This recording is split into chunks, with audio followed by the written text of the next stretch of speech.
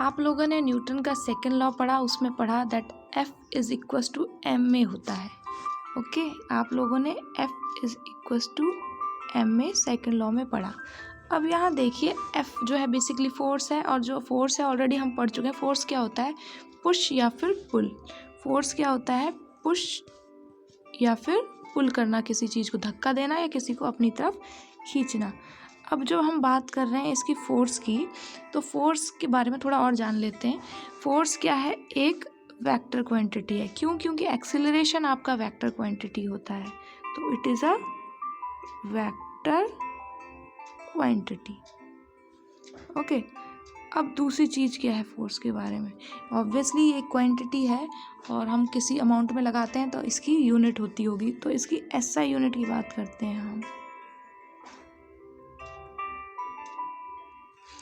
इसकी SI unit क्या होती है? देखिए हमारे पास क्या है? मास क्या होता है? kg, और एक्सीलरेशन क्या होता है? मीटर पर सेकंड स्क्वायर। ये दोनों हमने मास और एक्सीलरेशन की क्या लिख ली? SI unit.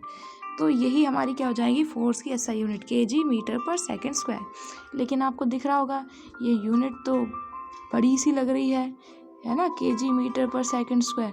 तो इस बड़ी सी यूनिट को SI यूनिट जो है हमारी, इसको हम शॉर्टकट में लिखते हैं। और शॉर्टकट में हम जब लिखते हैं तो इसको क्या लिखते हैं? देखिए, इसको हम लिखते हैं न्यूटन।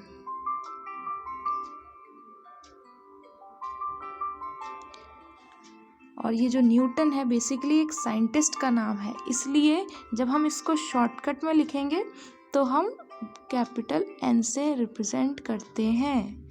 तो कभी भी हम कहीं फोर्स लगाते हैं तो हम बोलेंगे कि इतने न्यूटन की फोर्स लग रही है। फॉर एग्ज़ाम्पल, ये जो बच्ची है, ये एक बॉक्स सामने रखा हुआ है, इस पर फोर्स लगा रही है मान लेते हैं। तो ये जो पुश कर रही है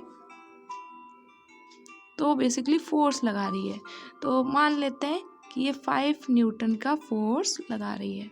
तो हम इस तरीके से न्यूटन को यूज़ करेंगे और बताएंगे कि कितने न्यूटन की फोर्स लग रही है।